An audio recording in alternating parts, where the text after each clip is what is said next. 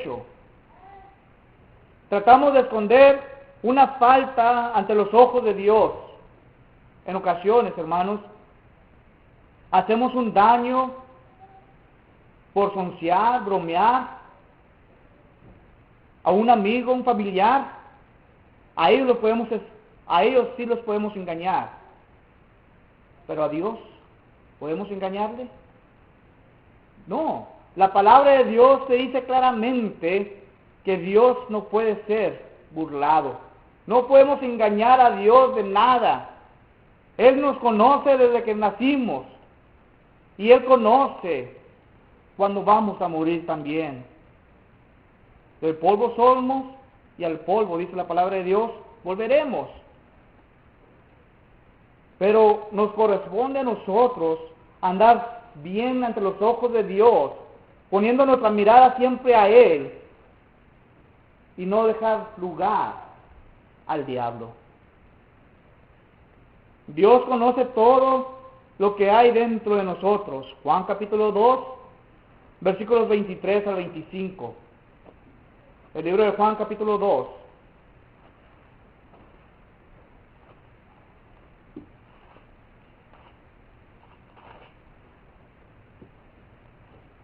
El libro de Juan capítulo 2, versos 23 al 25.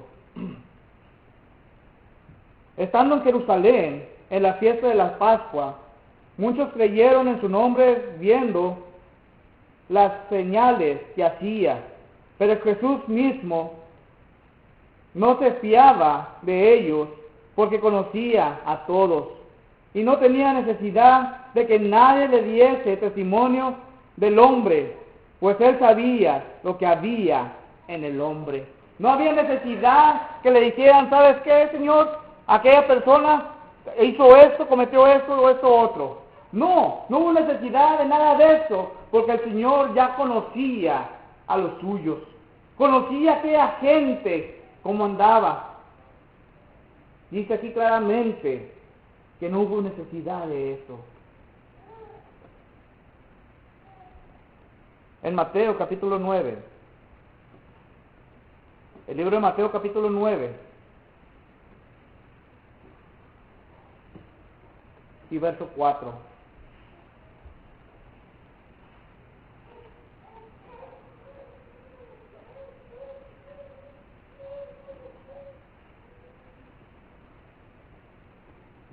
Mateo capítulo 9, versículo 4. Y conociendo Jesús los pensamientos de ellos, dijo: ¿por qué pensáis mal en vuestros corazones? El Señor conoce todos los pensamientos de cada uno de nosotros. Conocía los pensamientos de aquella gente en aquel tiempo. Y decía, y hace la pregunta aquí: ¿por qué estáis pensando mal en vuestros corazones? Y ténganlo por seguro que hoy en día, si estuviera el Señor con nosotros presente, diría lo mismo. ¿Por qué pensáis mal en vuestros corazones? Jesús conocía sus pensamientos. Mateo capítulo 12, versículo 25. Jesús, al hablar de Natanael, dijo: he aquí un verdadero israelita. Juan capítulo 6 y versículo 61 y versículo 64 y capítulo 13 y versículo 11. Él sabía quién le había de entregar, recordando que hubo una traición dentro de sus discípulos. No hubo necesidad de que alguien le dijera quién era. Él de antemano sabía lo que iba a pasar, lo que iba a suceder. Por eso, hermanos, debemos de tener cuidado con nuestras vidas, cómo estamos ante los ojos de Dios, porque Él conoce todo. Y un día vamos a tener que dar cuentas a Él, sea bueno o sea malo. Y los que hicieron lo bueno y están bien ante los ojos de Dios y dan la vida eterna. Pero los que hicieron lo malo y no hicieron caso y no pusieron su mirada en Dios, dice la palabra de Dios, irán a condenación eterna. Y qué triste es caer en manos de un Dios vivo, donde el lloro y el crujir de dientes es. ¿Y por qué debemos de mirar a Dios? Porque Él es un Dios perdonador. Él es un Dios perdonador. Isaías capítulo 40. El libro de Isaías capítulo 40.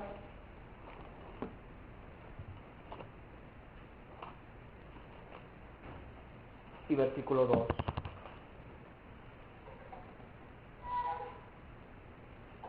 Isaías capítulo 40 y versículo 2.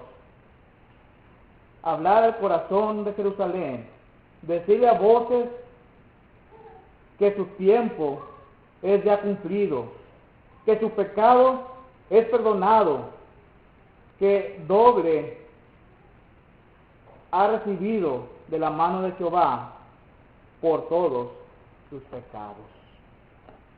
¿Por qué debemos de mirar a Dios? Porque es un Dios perdonador. Solo Él tiene el poder de perdonar pecados. Nadie más en este mundo, en esta tierra, tiene poder para perdonar pecados. Marcos capítulo 2, versículos 5 al 7. El libro de Marcos capítulo 2, versículos 5 al 7.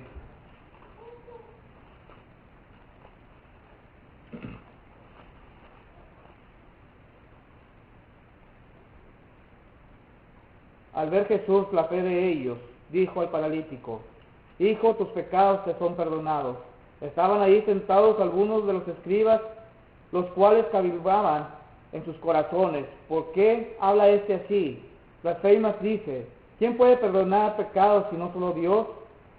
Y conociendo luego Jesús en su espíritu que cavilaban de esta manera dentro de sí mismo, les dijo: ¿por qué caviláis así en vuestros corazones? ¿Qué es más fácil decir al paralítico: tus pecados te son perdonados? O decirle: levántate, toma tu lecho y anda. Pues para que sepáis que el Hijo del Hombre tiene potestad en la tierra para perdonar pecados, dijo el paralítico: a ti te digo, levántate, toma tu lecho y vete a tu casa. Entonces él se levantó enseguida y tomando su lecho salió delante de todos, de manera que todos se asombraron y glorificaron a Dios, diciendo: nunca hemos visto tal cosa. Vemos claramente el poder de Dios para perdonar pecados. Vemos a esta persona que estaba paralítica. Pero dice el versículo 5 que al ver Jesús la fe de ellos, de aquellas personas que lo llevaban a Jesús, dice: Hijo, tus pecados te son perdonados. Entonces, hermanos, vemos claramente que en esta tierra, en este mundo, no hay nadie más que tenga el poder para poder perdonar los pecados.